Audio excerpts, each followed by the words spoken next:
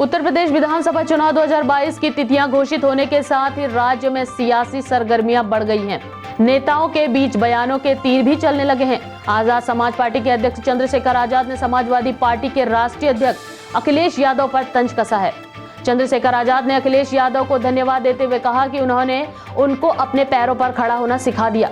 Azad Samaj party के प्रमुख ने कहा, अखिलेश जी का शुक्रिया है कि उन्होंने मुझे बैसाखी का सहारा छोड़कर अपने पैरों पर खड़ा होना सिखा दिया है। चंद्रशेखर आजाद ने लगे हाथों मुख्यमंत्री योगी आदित्यनाथ को भी आड़े हाथों लिया है। लखनऊ से हमारे सहयोगी देवेंद्र प्रताप सिंह की रिपोर्ट। मीडिया के सभी साथियों का धन्यवाद।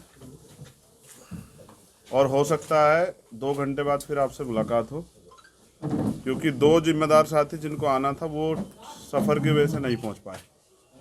तो मुझे उम्मीद है कि हो सकता है 2 घंटे बाद फिर आपसे मुलाकात होगी। दूसरा, उत्तर प्रदेश में विधानसभा चुनाव है। अब से 2 दिन पहले मेरठ में हमने एक गठबंधन का ऐलान किया था, और जैसे वो गठबंधन की सूचना आगे बढ़ी तो बाकी साथियों को भी ये विश्वास हुआ कि अब सामाजिक न्याय का जो मोर्चा बना है उस मोर्चे में हम लोग भी शामिल होकर और अपने साथियों के साथ खड़े होकर इस आंदोलन को आगे बढ़ा सकते हैं। और आज सामाजिक परिवर्तन मोर्चा जो है, इस नाम से अपने सभी साथियों को साथ लेके हमने ये गठबंधन बनाया है। मैं इसमें जो पार्टियां प्रमुख रूप से शामिल हुई हैं, क्योंकि उन सब के नाम लेने बहुत ज़रूरी है, तो मैं इसकी सूचना आपके माध्यम से दे रहा हूँ। मैं एक बात और बता दूं कि भाई अब समुद्र में नहीं कूदना है, छोटी छोटी नदियों को इकट्ठा करके समुद्र बनना है। तो बड़ी दलों से गठबंधन के अनुभव बहुत ख़राब थे, लेकिन हम जैसे सताए गए लोग जिनको धोखा मिला है, उनसे गठबंधन के जो अनुभव है बहुत अच्छे होने जा रहे हैं। क्योंकि ये सब लोग बेचारे सत्ता परिवर्तन की लड़ाई लड़ रहे हैं, ना कि व्यक्तिगत लड़ाई लड़ रहे हैं कि उनको मुख्यमंत्री बनना है।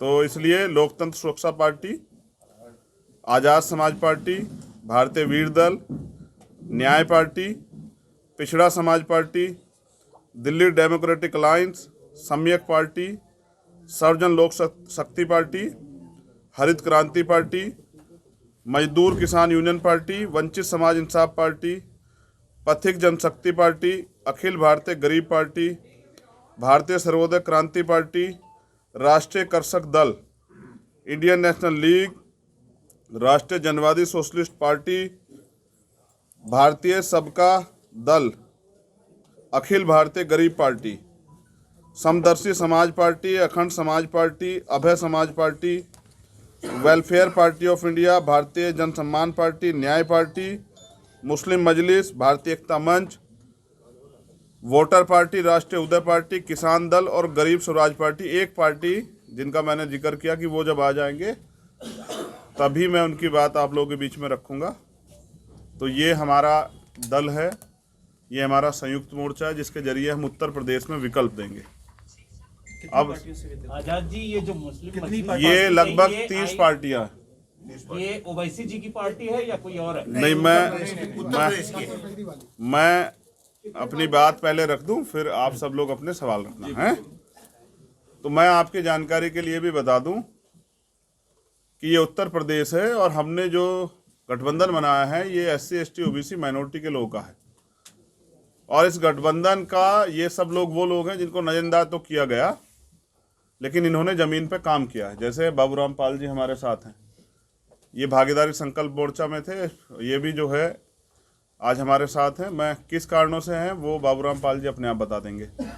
और हमारे साथ राजकुमार सैनी जी हैं, पूर्व MP, और बघेल साहब हैं, और तमाम जो लोग हैं, क्योंकि मैं ज़्यादा अब तो साथ में रहेंगे हम लोग, पूरा उत्तर प्रदेश घूमेंगे, इनकी सीटों पे जहाँ जहाँ लड़ेंगे वहाँ जाके इनको चुनाव लड़ाएंगे। और ये सब लोग मिलकर भी मुझे गोरखपुर लड़ाने आएंगे। गोरखपुर की तैयारी पूरी हो गई है। गोरखपुर में आज हमारी शाम में वर्चुअल मीटिंग है, जितने सारे बूथ हैं अगले 3 दिन में बूथ कमेटी आ जाएंगी पूरी तैयार होकर। तो वर्चुअल मीटिंग है, और मैं इसी हफ्ते में, जो नया हफ्ता शुरू होगा उसी हफ्ते में गोरखपुर कूच करूँगा। तो जैसा मैंने आपको बताया कि भाई जनता को वोट देनी है और जनता को विकल्प की ज़रूरत है। जो पुराने दल में आप सभी की बात करूंगा, जो पुरानी पार्टियां वो सब सत्ता में रही और जनता ने उनको इसलिए बदला क्योंकि वो बुनियादी काम नहीं कर पाई। जनता ने 5 साल के बाद ये महसूस किया कि भाई इन्होंने तो हमें ठगा है, अब इनकी ज़रूरत हमें नहीं है। तो दूसरी बात जो अति महत्वपूर्ण है कि हमने जो मैनिफेस्टो बनाया है तो इन साथियों के आने के बाद उसमें भी कुछ थोड़ा परिवर्तन करना पड़ेगा, क्योंकि इनके क्षेत्रों के मुद्दे भी उसमें जोड़ने पड़ेंगे। जैसे अनुदेशकों को नियमित करना पड़ेगा, क्योंकि वो लंबे समय से इसकी मांग कर रहे हैं और हम इस मांग का समर्थन करते हैं। जैसे सफाई कर्मचारियों को ठेकेदारी सुविधा से निकाल के नियमित करना पड़ेगा, जिससे वो भी आगे बढ़ सकें। और आज ही मैंने महसूस किया, और ये मुझे कम से कम 500 बच्चों का मैसेज आया कि आप भैया नौजवान हैं, युवाओं को, बेरोजगार युवाओं की परेशानी समझते हैं। हम पेपर देने आए हैं यहाँ 4-4, 5-5 जिले छोड़ के, और कभी पेपर लीक हो जाता है, कभी किसी कागज़ की वजह से नहीं घुसने देते, कभी और समस्या है। तो हमने तय किया है कि आज़ाद समाज पार्टी के साथ जो संयुक्त गठबंधन ये बना है, हमें जब हमारी सरकार बनेगी तो हम पेपर की व्यवस्था एक ज़िले से दूसरे ज़िले में करेंगे, ना कि 10 ज़िले छोड़ के, जिससे युवाओं पे ये बोझ ना पड़े। और जैसे हमने पहले बताया कि टोल फ्री करेंगे, क्योंकि हम सेस भी देते हैं और रोड टैक्स भी देते हैं। उसके बाद अगर हम ये टोल टैक्स भी देंगे तो इससे गरीबों को बड़ी परेशानी होती है। अगर फास्टैग ना हो तो दुगने पैसे दो, और अगर आप एक बार पूछ लोगे तो मारपीट हो जाएगी। ये उत्तर प्रदेश का शासन है। तो मैं समझता हूँ सबसे ज़्यादा ज़रूरी हमने जो मांग रखी है, हमारे सभी साथियों की मांग थी, क्योंकि मुद्दों आधारित जो है ये गठबंधन है कि सबके लिए समान शिक्षा, चाहे वो टेक्निकल हो, चाहे वो प्रोफेशनल हो, और चाहे वो एकेडमिक हो, चाहे वो किसी जाति वर्ग के लोग हों, सबके लिए बच्चों के, जिससे कि पैसे की कमी के कारण किसी गरीब के सपने ना कुचले जाएं, उसको भी आगे बढ़ने का अधिकार मिले। और सबके लिए फ्री हेल्थ जब नेताओं को मिल सकती है, जब अधिकारियों को मिल सकती है, तो आम आदमी को भी, क्योंकि जब कोई अपना खोता है तब उसको एहसास होता है हमने तो खोया है। तो कोई व्यक्ति अपने पिता को, बहन को, माँ को, अपनी पत्नी को, अपने बच्चे को इसलिए ना खो दे कि उसकी जेब में इलाज के लिए पैसे ना हो। तो बुनियादी काम इन चीज़ों पे करना है, जिससे आज भी लोकतंत्र के 71-72 साल भी आम जनमानस अछूता है। और अगर वो नेताओं को के घोषणा पत्र के बाद 5 साल बाद उनसे पूछे तो नेता कहते हैं कि जा दोबारा वोट मत देना। तो मैं समझता हूँ इस तरह की डेमोक्रेसी, जहाँ जनता वोट देने के बाद ठगा महसूस करे, ये पूरे देश में भी चल रही है और उत्तर प्रदेश में इसके खिलाफ ही हमारा ये आंदोलन है।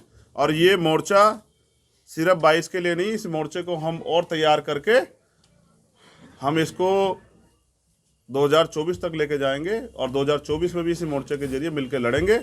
और उत्तर प्रदेश में एक नया राजनीतिक समीकरण जो है, जिसमें कश्यप समाज के लोग हैं, निषाद समाज के लोग हैं, पटेल समाज के लोग हैं, यादव समाज के लोग हैं, जिसमें प्रजापति, पाल, चौहान, विश्वकर्मा, ये सोनकर, सैनी, गुजर, जाट, ये तमाम जो जातियाँ जिनका वोट बड़े पैमाने पर गांव क्षेत्र में है, जो तय करती है कि सरकार किसकी बनेगी, अब उन्हीं जातियों को जोड़ के एक जातियों का समूह बनाया कि भाईचारा बने, और इसके जरिए आम जनमानस के कामों और अच्छे लोगों को मौका मिले। क्योंकि आज तो राजतंत्र और ये राजनीति ऐसी हो गई है कि बेटा जो है ना, आप हर पार्टी में चेक कर लो, पिताजी MP हैं तो बेटा भी विधायक बनेगा, टिकट नहीं मिलेगा तो पार्टी छोड़ देंगे।